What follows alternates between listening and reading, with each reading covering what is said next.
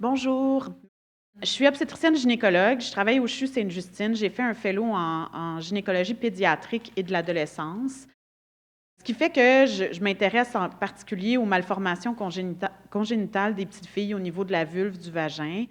Donc, je m'intéresse beaucoup à tout ce qui est impact au niveau fonctionnel, au niveau de la sexualité, des malformations congénitales, des chirurgies qui ont été faites au niveau de la vulve, au niveau des organes génitaux. Et donc, par le fait même, je me suis intéressée aux pratiques de mutilation génitale et à l'excision.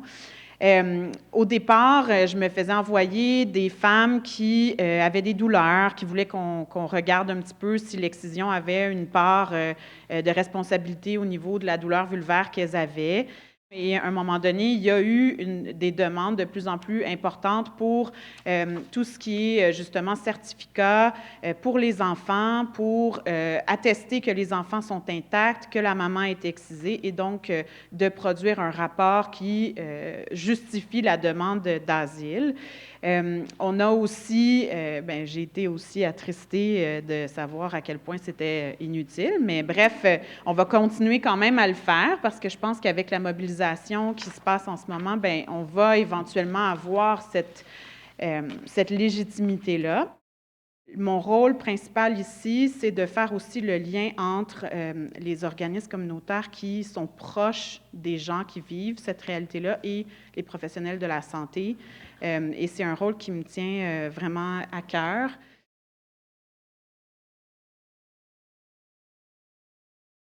En tant que médecin, en tant que professionnel de la santé, souvent, on manque de formation sur qu'est-ce que c'est les mutilations génitales féminines, c'est quoi les différents types, comment on peut dépister, comment on peut poser la question.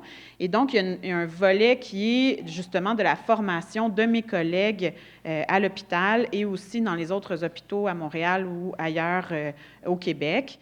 Ça leur permet d'avoir une vision plus concrète de c'est quoi la vie d'une femme ici au Québec qui a été excisée puis qui se retrouve parfois confrontée avec des professionnels de la santé qui sont peu outillés, qui sont peu au courant.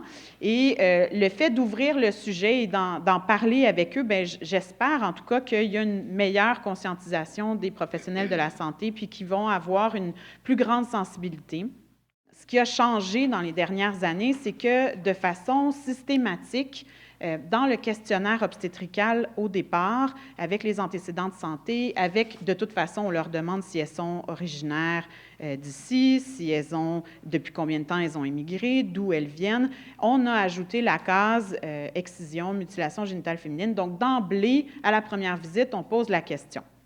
Dans certains groupes, ça a suscité une certaine un malaise parce que certaines femmes ont peur qu'on stigmatise les femmes en leur posant cette question-là, en utilisant l'origine. Nous, en tant que professionnels de la santé, c'est souvent une façon justement plus facile d'aborder le sujet de façon systématique.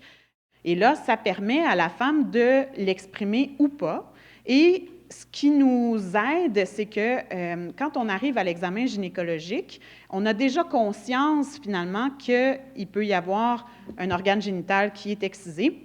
Et donc, ça limite l'espèce de surprise ou incompréhension ou douleur, même parfois, comme on disait, ce n'est pas nécessairement parce que le professionnel de la santé veut stigmatiser ou veut, mais le choc ou la surprise se lit dans le visage et ça peut restigmatiser ou recauser un trauma. Et le but de le demander, finalement, c'est de minimiser ce trauma-là. D'un point de vue de la professionnelle de la santé, je trouve que c'est une chance de pouvoir le savoir à l'avance.